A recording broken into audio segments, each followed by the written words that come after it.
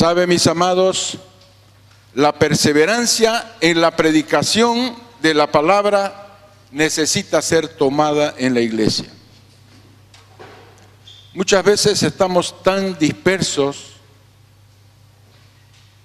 que no entendemos que una de las misiones más importantes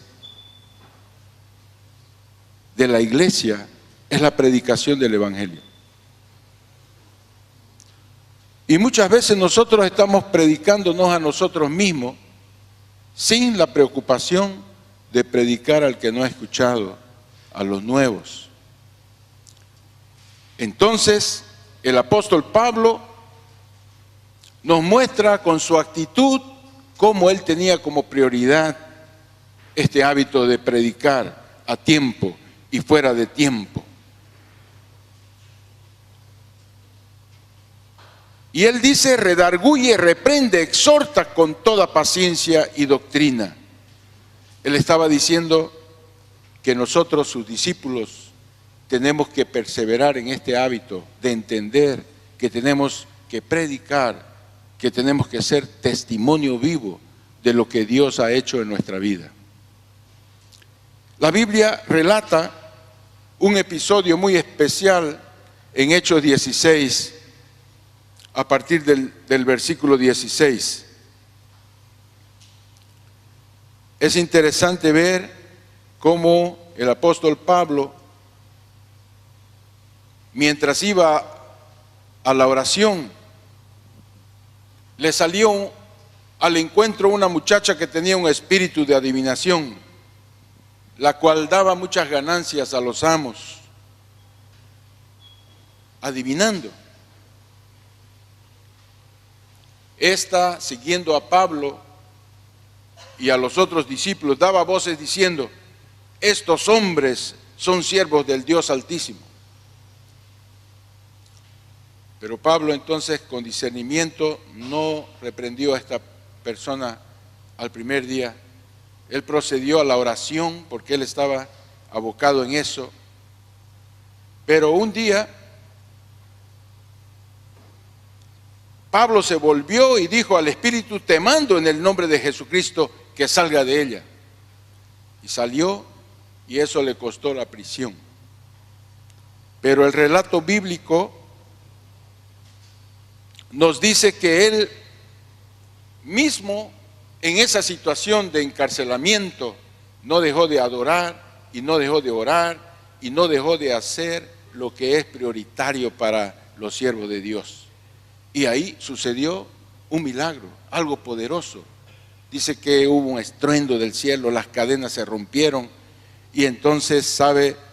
Y el carcelero se convirtió, su casa se convirtió, y ahí entonces en cadena vienen las cosas, las bendiciones de Dios. ¿Y esto para qué lo estoy diciendo? Es importante que los obstáculos que podamos tener para la predicación no nos desanimen y no dejemos el propósito claro que tenemos de predicar para hacer discípulos a las naciones. Esto quiere decir entonces que debemos impulsarnos a la predicación y al testimonio, consciente de que para todo tiempo difícil, independientemente de las circunstancias que nosotros vivimos, estamos llamados a predicar la palabra, a testificar de lo que Dios ha hecho de nosotros. Entonces, vamos a orar en esta mañana para que el Señor nos dé gracia y sabiduría para poder testificar en tiempo y fuera de tiempo. Nuestra iglesia durante mucho tiempo ha estado adormecida con esta práctica. Y es difícil ver cómo una persona, por ejemplo, si se sienta un desconocido en el ómnibus, le predica o le testifica. Es tan difícil ver cómo, por ejemplo, si estamos en una reunión social donde no hay creyentes y alguien está a nuestro lado, hablamos de todo menos del Señor. Y eso, hermano, no es predicar la palabra e instar a tiempo y fuera de tiempo.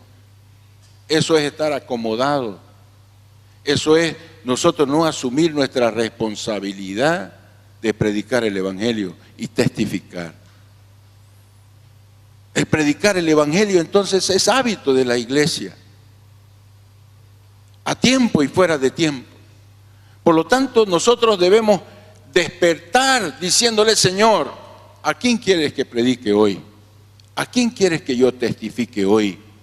Si no lo hacemos de esta manera, hermano, no estamos perseverando en la doctrina. Porque la doctrina apostólica nos anima, nos exhorta, nos insta a tiempo y fuera de tiempo para que nosotros llamemos la atención, reprendemos y exhortemos con toda paciencia y doctrina a las personas. Al no creyente presentándole las buenas nuevas, y al creyente haciéndole ver los malos caminos que está tomando. Pero esta perseverancia tiene que ser en unanimidad. No lo haga por su lado. Usted podrá tener buenas ideas, pero es un momento en que la iglesia debe estar juntos. Entonces participe. Yo lo exhorto a usted a que hay un líder de intercesión. Se haga notar con él, entonces, cuando usted quiere ayunar, cuando usted quiere participar. El Señor ha levantado un altar de oración donde las personas que tienen motivos personales los hagan participar a la iglesia. Hay una sala, entonces usted coordine con la persona, oremos juntos. El poder no está solo en la oración, está en perseverar en unanimidad, perseverando unánimes. Entonces, esa historia de que el Señor me dijo para hacerlo aparte, no es de Dios. Entonces, vamos a orar juntos, por favor. Estoy dispuesto a apoyar sus iniciativas, estoy dispuesto a que hagamos juntos, pero somos un pueblo, no dividamos al pueblo, perseveremos juntos. Entonces, hay una lista que usted puede anotarse los días que quiere participar, los horarios que puede participar, hágalo juntos. Entonces, perseveremos en estas 4 hábitos de la iglesia primitiva. Perseverando en la palabra, predicando en tiempo y fuera de tiempo, perseverando en el partimiento del pan, es decir, en la Santa Cena, participando juntos en la común unión. Entonces, participemos juntos de nuestras actividades, de nuestras cosas, de nuestros asuntos, los asuntos del reino. Y entonces, oremos juntos, unánimes, perseveremos en la oración y algo poderoso va a suceder. Primero, en nuestra vida, después en nuestra casa, después en nuestra iglesia, después en nuestra sociedad. Amén. Entonces, vamos a orar. Padre amado, bendito Dios, queremos perseverar. Y en este día, Señor, estamos hablando de perseverar unánimes, predicando la palabra de Dios. Señor, pedimos gracia y sabiduría para testificar en todo tiempo, cualquiera que sean las circunstancias. Padre, queremos que tú nos des denuedo a través de la unción de tu Espíritu, para predicar la palabra de Dios con osadía y denuedo, confiando en que el Espíritu Santo va a producir los resultados según su voluntad. Señor, intercedemos por aquellos que nosotros pretendemos evangelizar, aquellos que van a ser nuestros hermanos menores, aquellos que la iglesia está enseñando para discipulado personal, para que el Espíritu Santo prepare el terreno y la semilla que caiga en buena tierra. Señor, es tiempo de ayunar y orar, y queremos, Señor, hacerlo en unanimidad, perseverando juntos con tu iglesia. Amado Dios, amado Padre, oramos también por la iglesia de Brasil, oramos también por la ciudad de Santa Cruz y por Bolivia, oramos por el presidente, los ministros, los diputados, que tú inclines su corazón para el lado que tú quieres, Señor, y se arrepientan de sus malos caminos, se conviertan a ti, Señor, porque cuando el pueblo está recibiendo la guianza de tu Espíritu, es feliz, es gozoso, pasa buenos tiempos. Oramos también por la unidad de la iglesia. Señor, que despertemos ese sentimiento en qué puedo hacer para estar juntos con la iglesia. Que haya un avivamiento en tu iglesia. Mejora la economía de tu pueblo, también de cada uno de nosotros. Queremos, Señor, orar por la familia, por los hogares, por nuestros hijos. Señor, que nuestros hijos se inclinen a tu corazón, Señor, y se conviertan, Señor. Y nosotros podamos tener frutos en casa, Señor.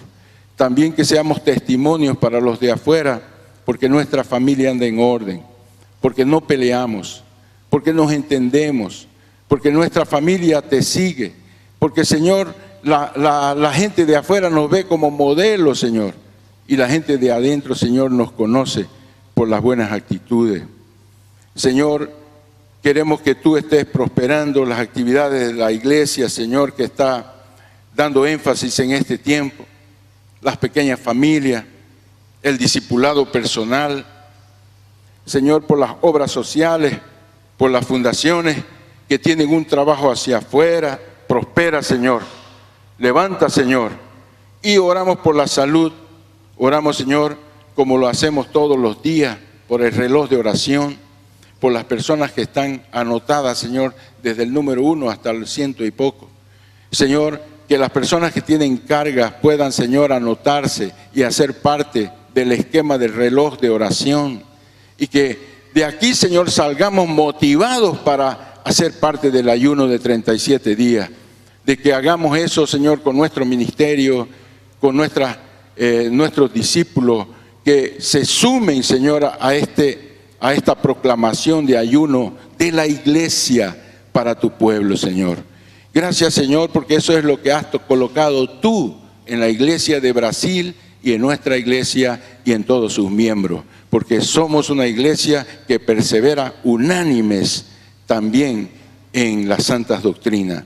En el nombre del Padre, del Hijo y del Espíritu Santo. Amén, amén y amén. Pueden sentarse. Bien, amados, entonces hoy tenemos algo muy especial en relación a revisar las 4 actividades donde la iglesia tenía una práctica y un enfoque todo especial.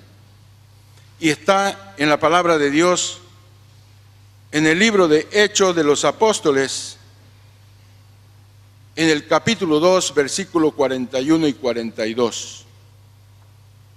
Dice así: los que recibieron su palabra fueron bautizados y se añadieron aquel día como 3,000 personas y perseveraban en la doctrina de los apóstoles, en la comunión unos con otros, en el partimiento del pan y en las oraciones. Ustedes ven que claramente este trecho bíblico, estos versículos, nos señalan las 4 actividades que la iglesia primitiva daba un énfasis especial y en ella perseveraban. Cuando hablamos en perseverar, nosotros nos preguntamos qué es perseverar. Y perseverar es mantenerse firme y constante en estas actividades. No era algo que lo hacían ocasionalmente o cuando sintieran de hacerlo, por un toque del Espíritu. Era una cosa que lo tenían como un hábito establecido por el propio Dios. Primero, perseverar en la doctrina de los apóstoles. Segundo, perseveraban en la comunión unos con otros. Tercero, perseveraban en el partimiento del pan. Y cuarto, perseveraban en las oraciones. Vea cómo nos hemos alejado de la base de estos principios bíblicos, del accionar de la iglesia primitiva. Nos hemos alejado de esta hermosa sencillez establecido por Dios para crear una compleja liturgia y hemos añadido tantas actividades que están muy lejos para la gloria del Señor. Ellos eran unánimes. Se refiere al conjunto de personas que compartían la misma opinión y el mismo sentimiento. Pero hoy no estamos con ese espíritu. Dice, no, el Señor me guió a mí a ser así. El Señor habló conmigo de esta manera. Y no sabemos qué es parte de la doctrina, buscar la unanimidad. Entonces ellos eran unánimes. Entonces el conjunto de personas compartían la misma opinión y el mismo sentimiento. Muchas de estas actividades que actualmente serían tratadas con la misma severidad que el Señor Jesucristo trató cuando entró a la purificación del templo. Con chicote en la mano lo sacó. Y sabe, cuando Jesús tuvo que coger un látigo para expulsar a los que habían transformado la casa de Dios, que debería ser la casa de oración, en una cueva de ladrones. San Juan 2, 13, 16 dice acerca de la Pascua de los judíos: y subió Jesús a Jerusalén y halló en el templo a los que vendían bueyes, ovejas, palomas y a todos los cambistas allí sentados. Y haciendo un azote de cuerdas, echó fuera del templo a todos, a las ovejas y a los bueyes, y esparció las monedas de los cambistas, y volcó las mesas, y dijo a los que vendían palomas: quitad de aquí esto, y no hagáis de la casa de mi padre casa de mercado. Con justa razón, se dice que la última iglesia, la que corresponde a nuestros días, el Señor se encuentra fuera.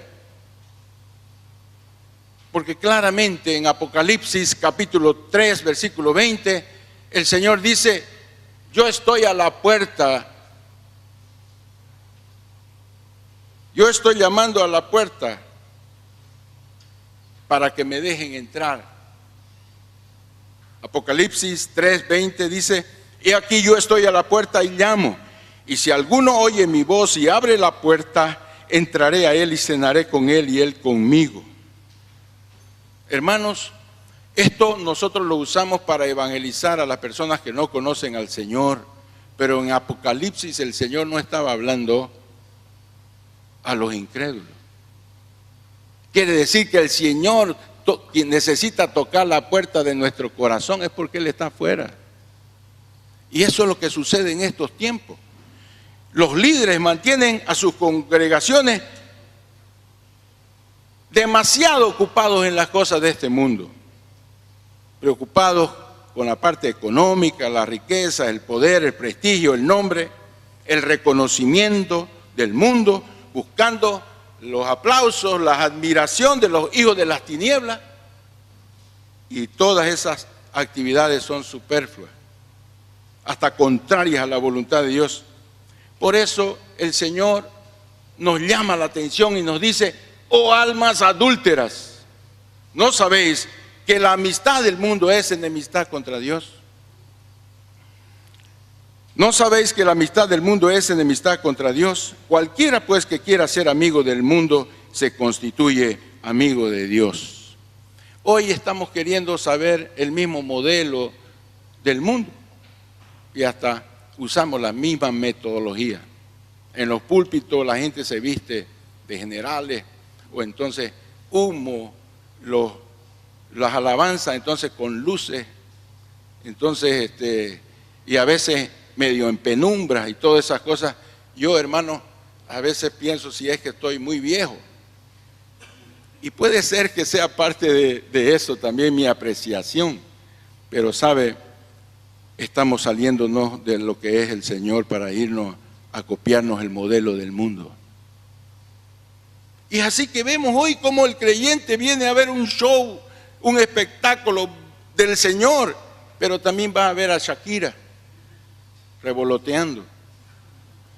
Es así entonces como vemos que las personas son la mitad cristiano y la mitad mundano. Mitza, la mitad calabresa y la mitad mozzarella. La mitad mundo y la mitad cristiano. Entonces, la iglesia comenzó con el Señor junto y ahora el Señor está a la puerta, tocando la puerta para poder entrar. Porque sabe, la iglesia es del fulano, ya no es del Señor. Los reinos son reinos de hombre, ya no son el reino de Dios. Entonces se cumple, sabe, una profecía tremenda, la profecía de los últimos tiempos, que la iglesia es una iglesia apóstata.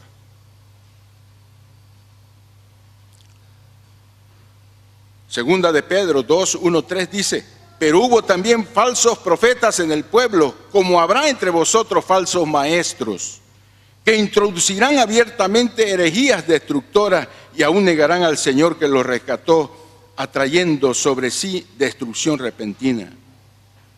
Y muchos seguirán sus disoluciones, por causa de las cuales el camino de la verdad será blasfemado, y por avaricia harán mercadería de vosotros con palabras fingidas. Sobre los tales ya de largo tiempo la condenación no se tarda y su perdición no se duerme. Primera de Pedro 2, 1, 3. Hermano, es terrible lo que Dios profetizó para los últimos tiempos que estamos viviendo. Cristo viene pronto.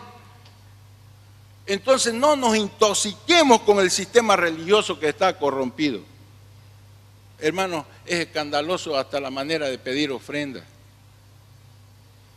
Es por eso que muchas veces, hermano, nos critican de tal manera a los creyentes, porque decimos, venga, siembre, haga su pacto para que Dios lo sane. Entonces sabemos que la siembra y la cosecha es un principio, pero usted léalo en la Biblia si hay una siembra para adquirir un milagro. No lo va a encontrar. La siembra que se hacía era ni siquiera una motivación personal. Los apóstoles estaban enseñando que el foco era el Señor Jesucristo, era su palabra. ¿Saben, mis amados? Es por eso que mientras más escudriñamos las Escrituras, no solamente se nos va a hacer más evidente, sino que resonarán con mayor intensidad en nuestros oídos las palabras del Señor, que decía, salid de en medio de ellos, apartaos, dice el Señor, y no toquéis lo inmundo, y el Señor los va a recibir como mis hijos, dice el Señor Todopoderoso. 2 Corintios 6, 17, dice eso. Por lo cual salid de en medio de ellos y apartaos, dice el Señor, y no toquéis lo inmundo, y yo os recibiré.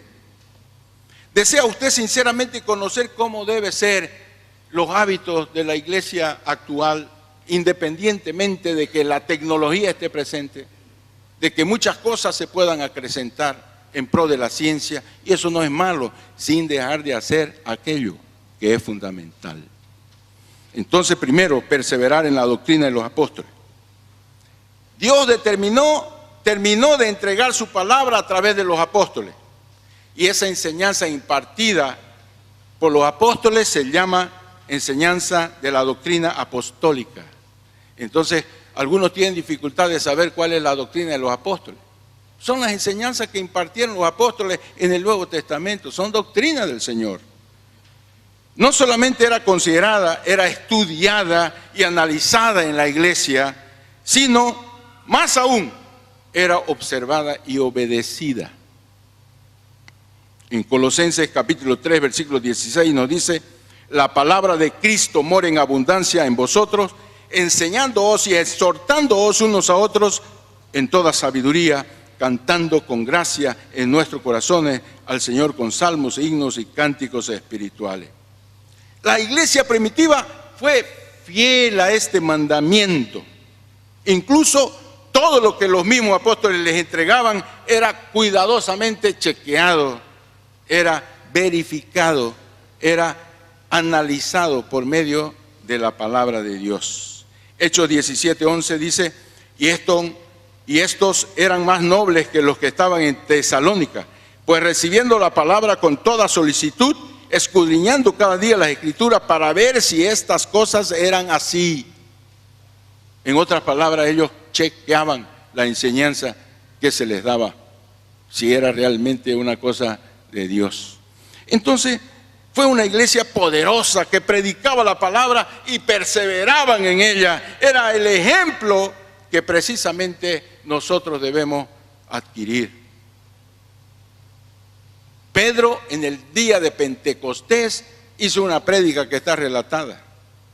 No está incluido todos los detalles, porque dice, y con estas y muchas palabras les exhortaba y les decía, sé salvo de esta perversa generación. Pero vemos en qué consistió la palabra. Hoy, hermanos amados, contamos historia, relatamos asuntos personales, y yo no digo en el testimonio personal porque lógicamente se debe hacer así, pero en las prédicas comunes hablamos de nuestra parentela, hablamos de nuestros logros y todo, y no predicamos arrepentimiento, nos desviamos de la palabra. ¿Saben, mis amados?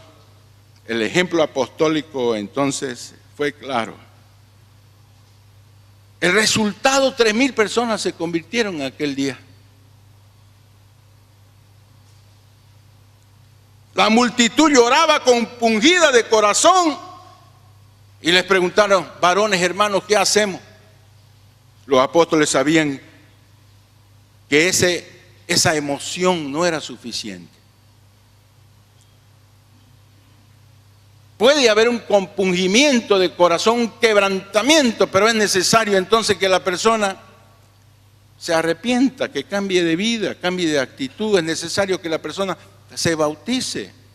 Es necesario entonces que las personas se congreguen, que asistan a una pequeña familia donde puedan dar seguimiento y continuidad a lo que están aprendiendo. Era necesario entonces que haya crecimiento. Ellos no se preocupaban en hacer la oración clásica que nosotros hacemos, reciba al Señor. Los 4 pasos espirituales, que en realidad en la iglesia primitiva no eran solo 4. Los creyentes sabían que tenían que pagar un precio para seguir al Señor. Y los creyentes de la iglesia primitiva sabían que no iban a la iglesia solamente para recibir, sino para ser capacitados para servir.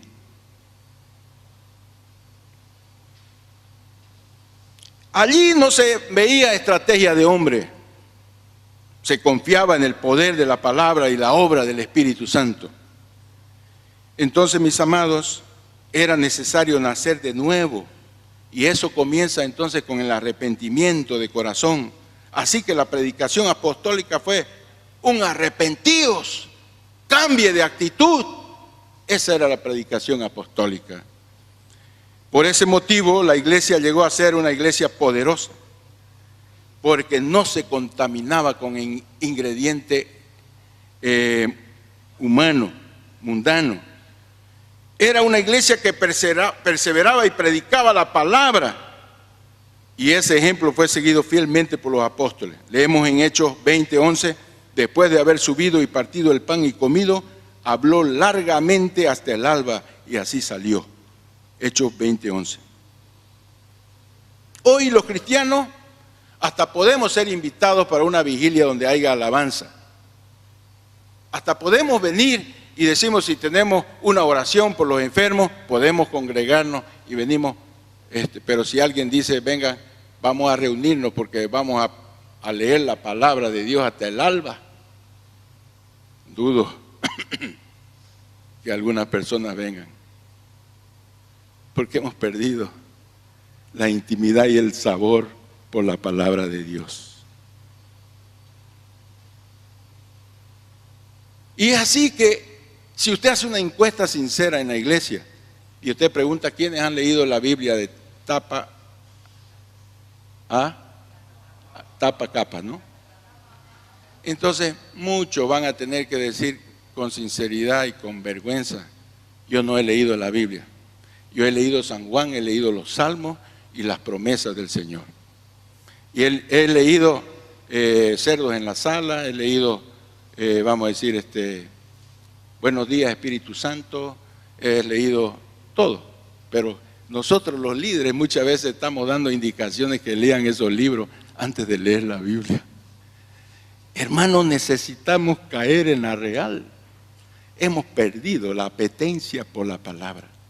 La palabra era dulce como la miel. La palabra era algo especial, pero hoy no es especial para ninguno de los creyentes. Está el internet, podemos navegar en internet y vamos a tener buenos consejos sobre todo. Ellos perseveraban en la comunión unos con otros, el punto B. Cuando Pedro predicó la palabra, se convirtieron como 3,000 personas.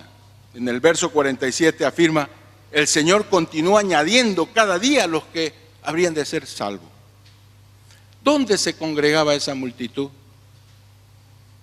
Que yo sepa, no había los templos gigantescos que tenemos hoy. ¿Sabe? El secreto estaba en las pequeñas familias. En diversas casas de hermanos donde se congregaban para estudiar la palabra, tener comunión unos con otros, participar de la cena del Señor y en las oraciones. Entonces, hermanos, si nosotros queremos volvernos a la iglesia primitiva, tenemos que estimular a la gente que se congrega, ya sea en nuestra pequeña familia o personalmente, que se congregue en una pequeña familia donde se enseñan las cosas básicas, la doctrina apostólica, el YEPI, que es la Biblia, que es la doctrina del bautismo, qué significa arrepentimiento, porque la palabra era palabra inspirada. Entonces, ¿saben, mis amados?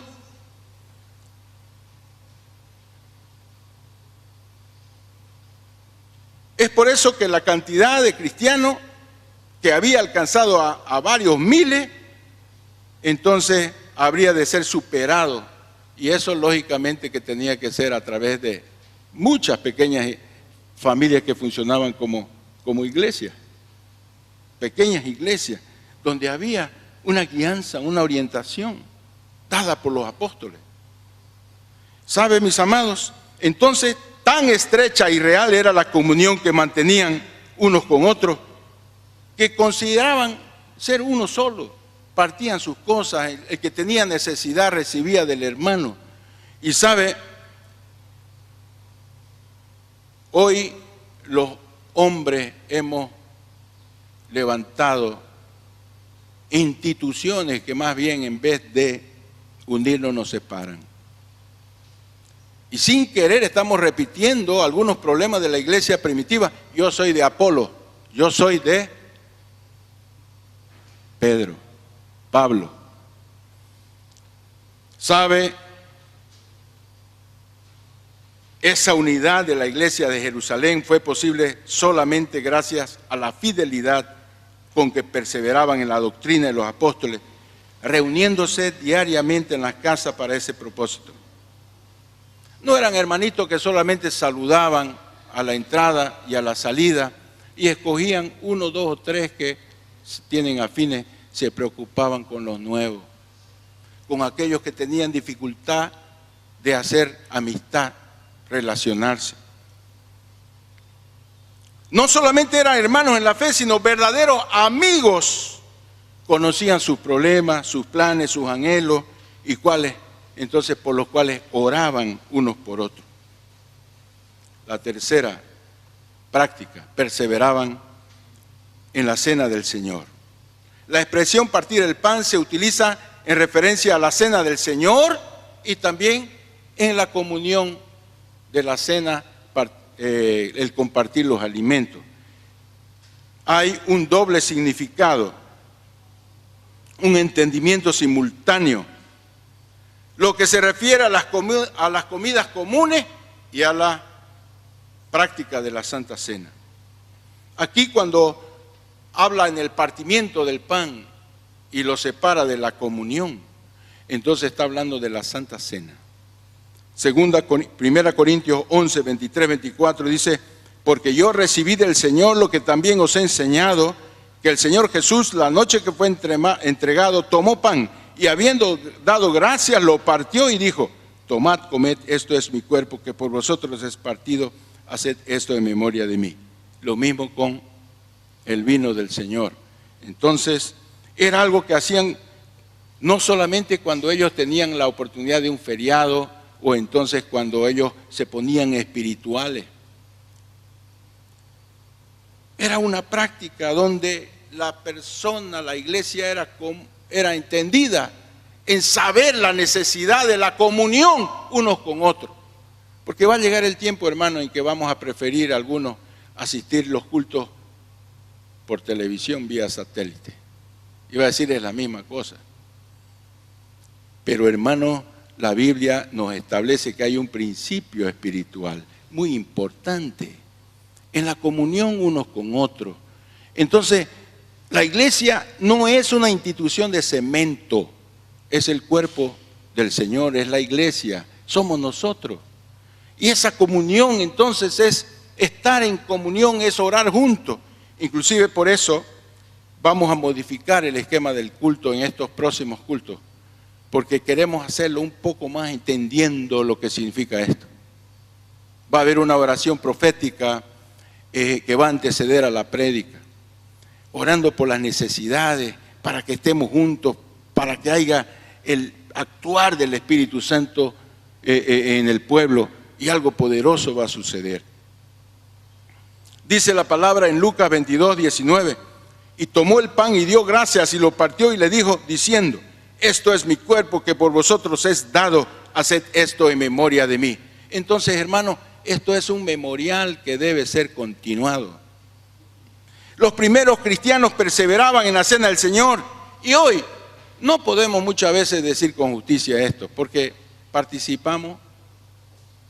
Nuestra iglesia aún es más avanzada que las iglesias comunes evangélicas.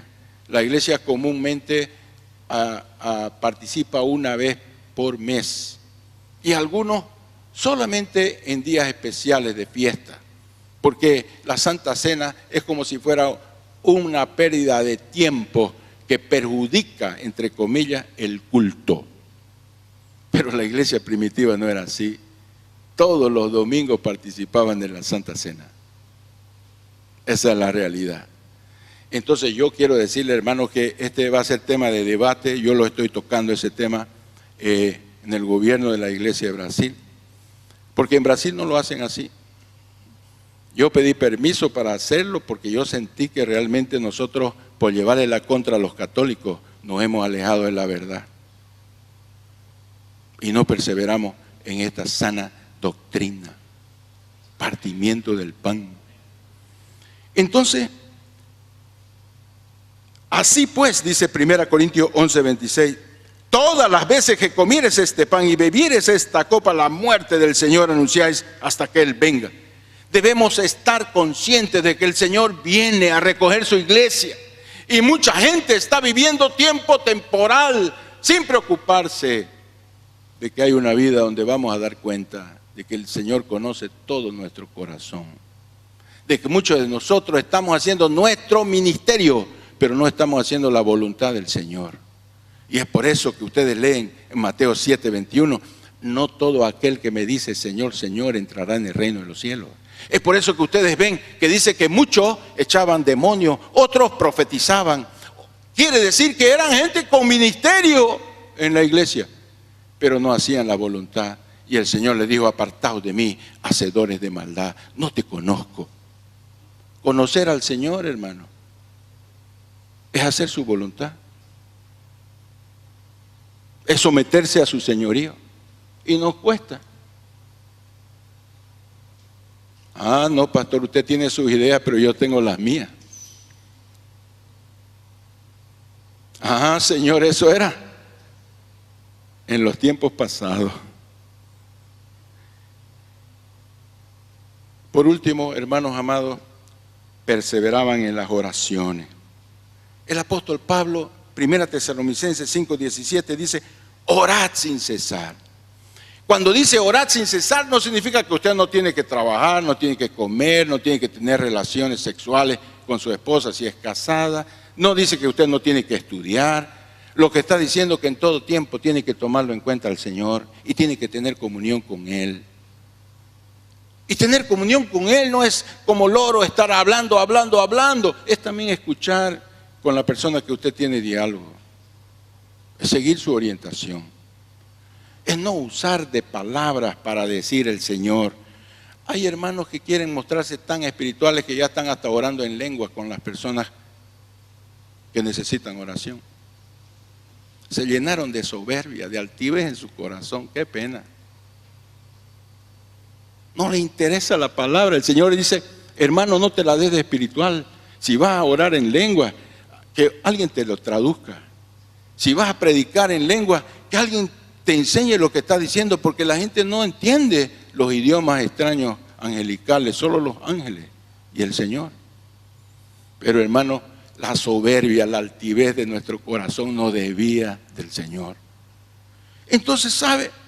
Orando en todo el tiempo, en toda oración y súplica en el Espíritu, y velando en ello con toda perseverancia y súplica por todos los santos. Hermano, los que caminan conmigo son testigos. Todos los días yo oro e intercedo por todo el liderazgo de la iglesia. Algunas personas están aquí presentes.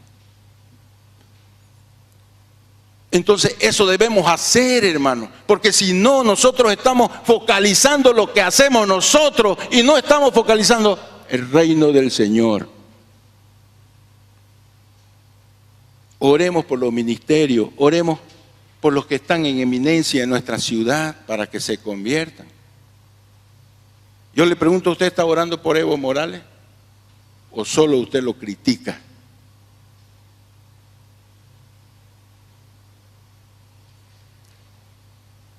Yo cuando oro por Evo Morales no digo, gracias Señor por lo que él hace.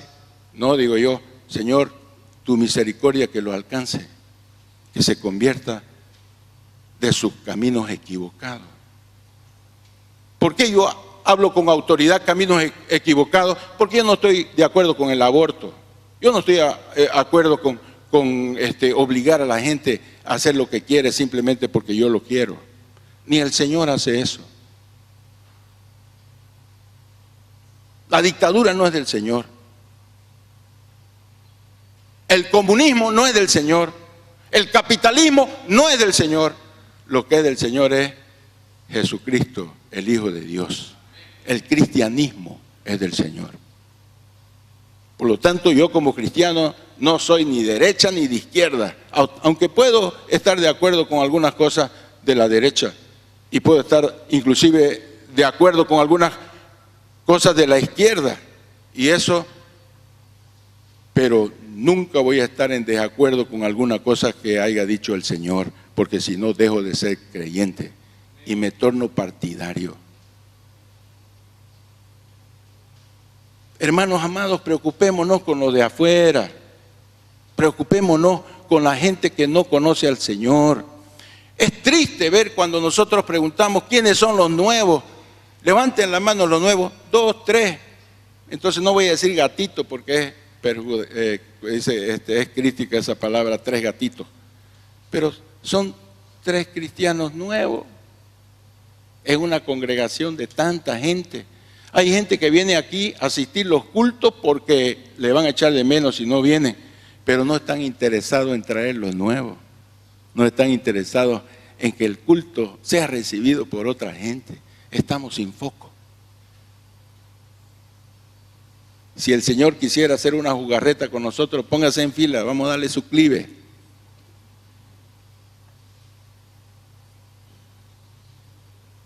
¿Sabe? Es por eso que las personas son inexpertas, no saben usar la palabra, no tienen discernimiento. Hechos 5, 13, 14 dice, y todo aquel que participa de la leche es inexperto en la palabra de justicia, porque es niño. Porque el alimento sólido es para los que han alcanzado madurez, para que por el uso tienen los sentidos ejercitados en el discernimiento del bien y el mal.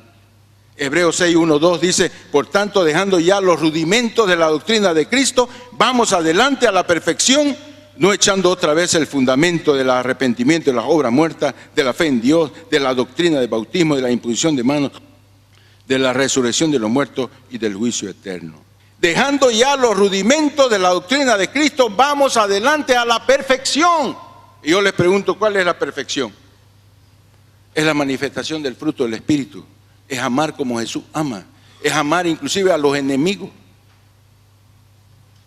es tener la condición de perdonar, de bendecir al que nos persigue. Llegar a la estatura de Cristo es amar de la forma que Jesucristo ama. Amados, entonces, siempre que el hombre cambia lo establecido por Dios, obviamente es el hombre que pierde, no es Dios.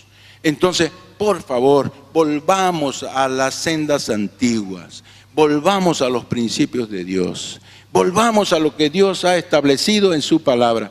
Yo no soy contra la tecnología, gloria a Dios por ella, pero no dejemos de hacer lo que es básico. Amén. Pongámonos de pie y por favor, inicié pidiendo que nos unamos al plan de oración que tiene la iglesia. Va a ver usted cómo las cosas funcionan. Vamos a ver milagros poderosos, pero estemos juntos. Levante las manos. Padre amado, bendito Dios, tú estás aquí en este lugar. Te alabamos, Señor. Te glorificamos. Echamos fuera todo espíritu de rebelión. Echamos fuera todo espíritu de división. Señor, división es cuando hay más de una visión. Echamos fuera todo espíritu de orgullo, de soberbia, de altivez, y nos volvemos a ti, Señor. Somos necesitados de ti, Señor. Perdónanos, Señor. Queremos, Señor, como líderes influenciar a aquellos que nosotros guiamos a ser parte de lo que tu iglesia está haciendo. Muévete poderosamente, Señor. Opera en nuestra vida. Saca, Señor, la rebelión de nuestro corazón, el orgullo, la soberbia, la altivez. Señor, queremos volvernos a ti. Opera, Señor. Opera. Santo eres Dios. Santo eres Dios. Queremos, Señor, perseverar en la doctrina apostólica, en aquello que está en el Nuevo Testamento y fue predicado por los apóstoles, enseñado por ellos. Señor, queremos, Señor, usar toda la palabra, porque toda la Escritura fue inspirada por ti y útil para enseñar, redarguir, exhortar, para que todos podamos hacer cosas buenas, Señor, sometidos a ti, Señor. Queremos, Señor, partir el pan, participar de la comunión unos con otros, Señor, y no solamente como un símbolo, como una realidad. Queremos, Señor, tener comunión, tener amistad, compañerismo, hermandad, tener las cosas en común. Queremos, Señor, orar en todo tiempo. Señor, estimula a tu iglesia que las personas se comprometan con los 37 días de ayuno y de oración. Que haya un mismo sentir, que caminemos juntos. Señor, necesitamos que las cosas sucedan, que nuestra oración suba, y solamente va a subir cuando estamos obedeciendo tu palabra. Glorifícate, Señor. Levante las manos y glorifique al Señor. Permita que el Espíritu Santo esté fluyendo y esté hablando a su corazón según la necesidad. Cheque aquello que usted ha escuchado hoy, no con un espíritu de confrontación, sino con humildad, Señor, para que tú seas hablando hablando. Muévete, Señor. Muévete, Señor. Despierta el interés, Señor, de los líderes de participar de esta reunión de las 8 de la mañana, Señor, donde hablamos a los líderes cosas que quizás no se pueden hablar a toda la iglesia. Señor amado, muévete, muévete en nuestros corazones, Señor, para que tu obra sea implantada en nuestras vidas y nos volvamos, Señor, a las sendas antiguas, a los principios de Dios establecidos por siempre, el Olán de Dios. Gracias, Señor, en el nombre del Padre, del Hijo y del Espíritu Santo. Amén, amén y amén.